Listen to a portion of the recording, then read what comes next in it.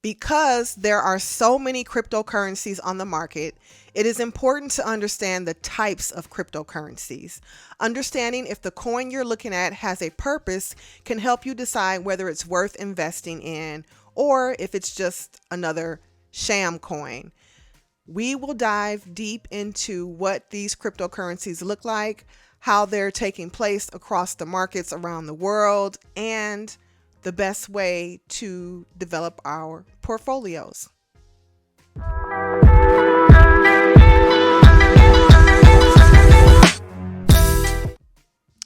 Welcome to Urban FinTech at the G Spot Studios channel, where we try to find the sexy in all things finance and technology. I'm your girl G. So, what is cryptocurrency?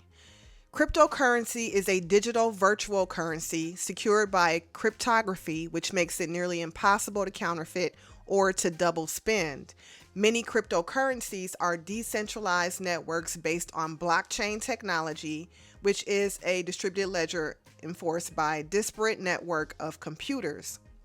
Now, there are various types of cryptocurrencies that you want to be thinking about. Many cryptocurrencies were created to facilitate work done on the blockchain they are built on. For example, Ethereum's Ether was designed to be used as a payment for validation work done on the blockchain. When the blockchain transitioned to proof of stake in September of 2022, Ether inherited an additional duty as a blockchain's staking mechanism. For example, Ripple XRP is designed to be used by banks to facilitate transfers between different geographies. So as we mentioned at the onset of the video, you really want to be careful and understand what it is that you are putting your money into, and understanding if it's worth the investment, as some cryptocurrencies that have no utility can be pretty risky for you as well as for the market.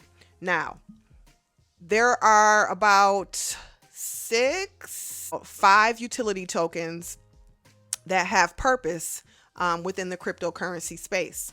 The first would be what we consider utility tokens. So this would be your XRPs, this would be your Ethers, and these are two examples of what a utility token looks like. They serve specific functions on their respective blockchains. So there is something specific that these cryptocurrencies do on their said blockchains that creates the value within those currencies. Now, transactional is another form of a utility within cryptocurrency. And these are tokens that are designed to be used as a payment method. So for instance, Bitcoin is one of the most well-known cryptocurrencies within that particular case. Now, another way to use cryptocurrency is as a governance kind of mechanism. Now, these tokens represent voting or rights on a blockchain, such as Uniswap, and I'm sure we all can name a bunch more. The fourth utility format for cryptocurrencies would be a platform. Now, these tokens support applications built to use a blockchain, such as Solana. I think Phantom may be another one as well. And then the last sort of utility style cryptocurrency would be a security token. Now, these are tokens that are representing ownership of an asset, such as a stock that has been tokenized, which is a value transferred to the blockchain. MS token is an example of a securitized token. Now, if you can find one of these for sale, you can gain partial ownership of the Millennium Sapphire. Now, I have to double check and see if that token still exists, because I honestly have never ever heard of it, but it's in my notes. So we'll figure it out as we go. Now, if you find a cryptocurrency that doesn't fall into one of these categories that I mentioned before, what did we say they were? Utility token, transactional tokens, governance tokens, platform tokens, and security tokens. If you so happen to find a cryptocurrency that does not fall into one of those categories, you found possibly a new category or something that needs to be investigated a little bit more to make sure that it is legitimate. Now, cryptocurrencies are not backed by any public or private entities. Therefore, it has been difficult to make a case for the legal status in different financial jurisdictions throughout the world. Now, it doesn't help matters that cryptocurrencies have largely functioned outside of most existing financial infrastructures. So, the legal status of cryptocurrencies has implications for their use in daily transactions and trading. In June 2019, the Financial Action Task Force, or the FATF, recommended that wire transfers of cryptocurrencies should be subject to the requirements of its travel rule, which requires AML compliance. And we'll talk a little bit more about that. So just to clarify, the Financial Action Task Force is the global money laundering and terrorist financing watchdog. It sets international standards that aim to prevent these illegal activities and the harm they cause to society. As of January 2023, El Salvador and Central African Republic were the only countries to accept Bitcoin as legal tender for monetary transactions. Now, in the rest of the world, cryptocurrency regulation varies by jurisdiction.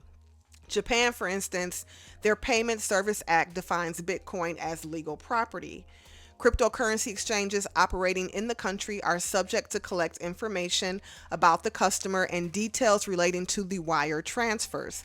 China, at one point, had banned cryptocurrency exchanges and mining within its borders, while India was reported to be formulating a framework for cryptocurrencies. So it really varies. And the US, don't even get me started.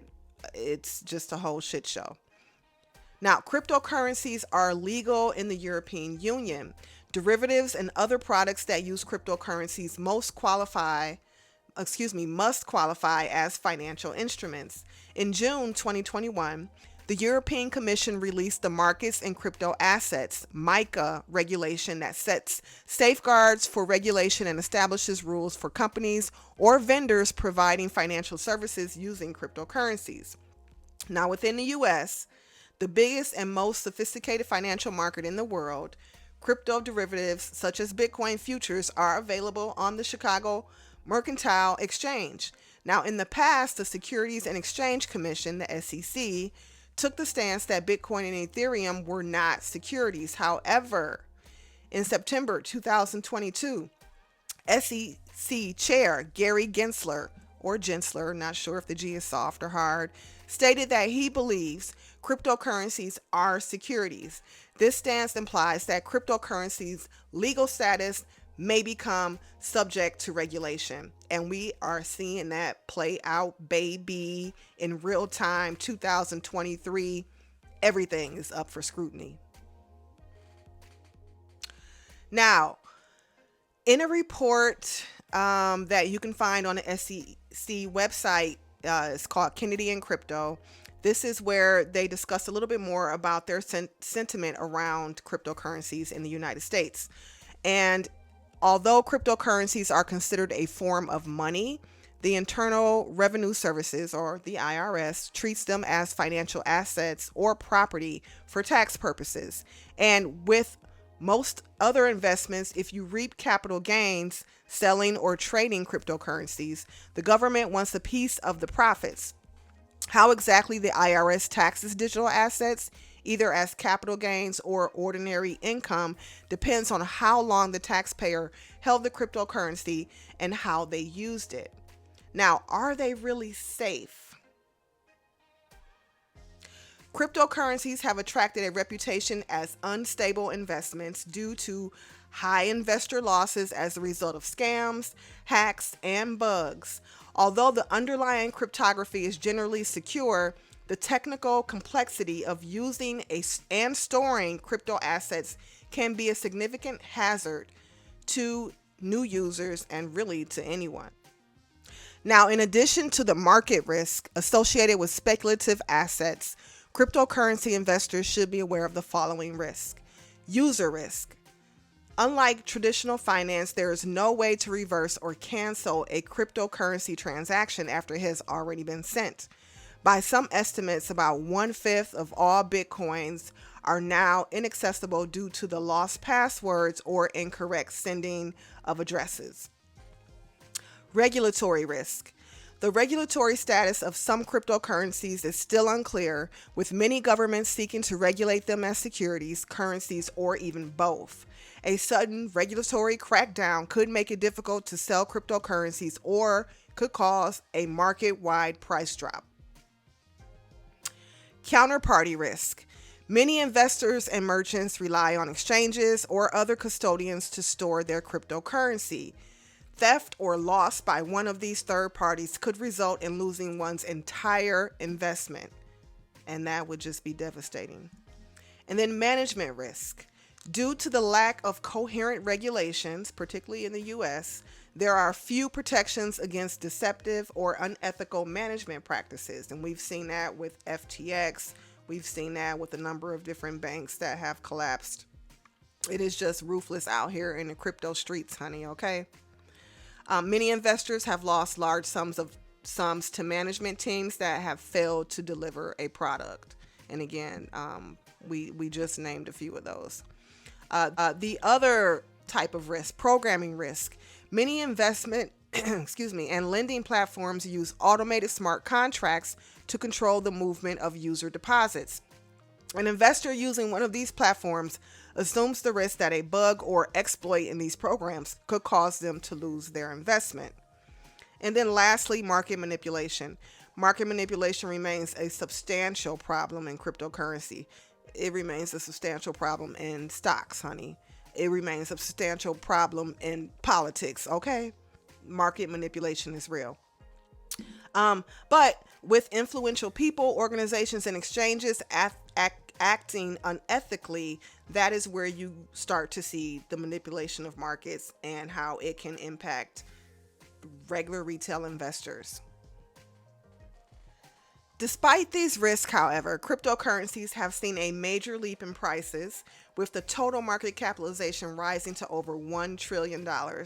And I believe even more than that in recent years, at least the last year or two.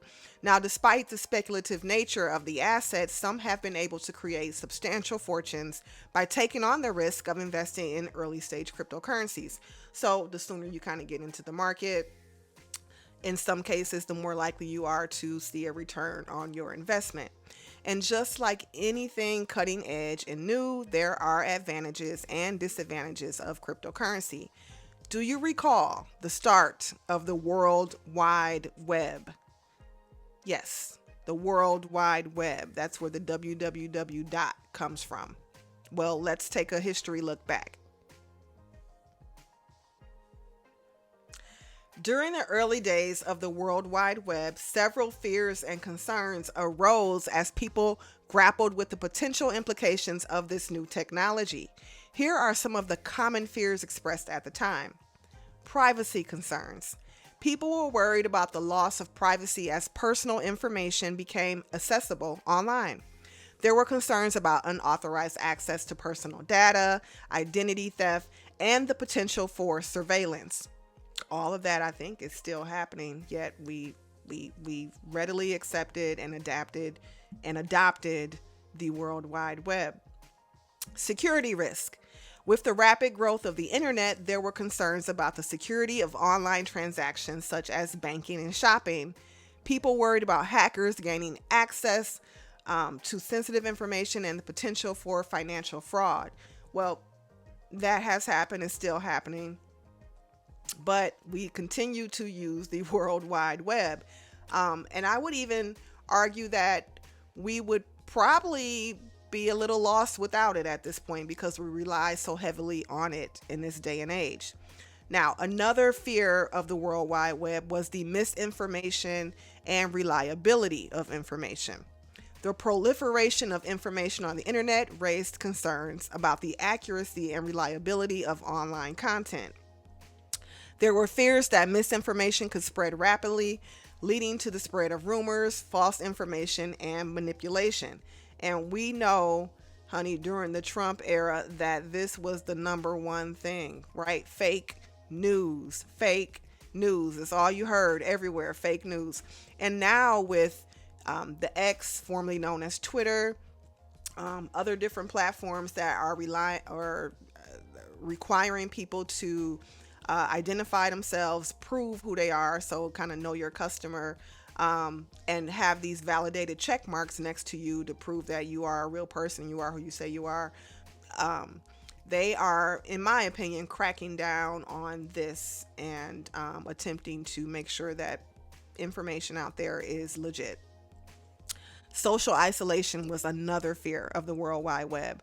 Some individuals feared that the rise of the internet would lead to increased social isolation and a decline to face interactions, which I would say it did. Concerns were raised about the impact of spending excessive time online, leading to decreased personal connections and real life social skills. Um, I would argue that the internet has made a lot of people much smarter, and their social skills game has increased a bit. Now, when it comes to like just kind of isolating yourself or being a loner and things like that, or um, being one step removed from that kind of social, personal, um, impersonal kind of thing between you and another human being, now, yeah, we're lacking in that. But in terms of intelligence, in terms of being a little bit more um, socially savvy, having grammar, um, increasing your ability to spell things or put sentences together, I think the internet has done us some justice on that. Now, another fear was digital divide. As the internet became more prevalent, there were concerns about the disparities between those who had access to it and those who did not. The digital divide, characterized by differences in access to technology and internet connectivity, raised fears of exacerbating existing social and economic inequalities. Excuse me. Oh, I don't know what's going on with me today. And this is true to today.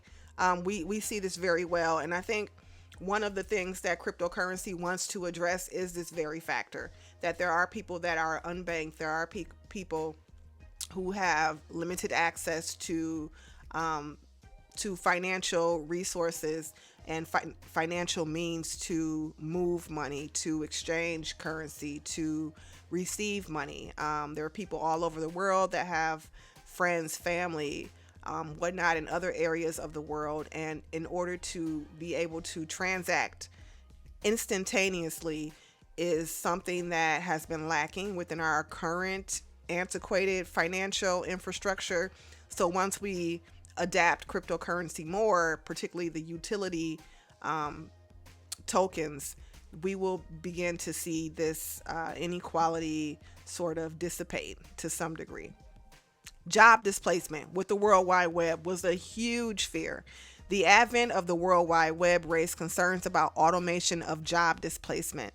Some feared that advancements in technology would lead to widespread unemployment as machines and software replaced human workers. Well, look, honey, that happened. It happened, but it also created more jobs. And I talk about that a lot in another video that I did. And I will try to link that in the description below. But if not, just go to the channel. Check out the videos, honey. I'm new, so you can watch all of them pretty much probably in one day. All right. So the last thing that was a huge fear regarding the World Wide Web was cultural erosion. There were concerns about the impact of the internet on cultural norms and values. Some feared that the availability of diverse content online could lead to the erosion of traditional cultural practices and beliefs. Now, I will tell you, when YouTube first came out, all that ghetto fights and hood fights and blah, blah, blah, just violence. And you just see people just beating up people. I mean, just hardcore. And when you first get into it, it's just like, oh my God, like these are the things, like if you remember back in the day when we just used to have Girls Gone Wild videos, you would order the video and watch it because somebody was going around the country recording all these, college, spring, break, kind of parties and such. No, with the YouTube and the availability and visibility of people recording anything, particularly using their smartphones to record, everything was game. I have since seen that really reduced. In fact, I don't even see it anymore.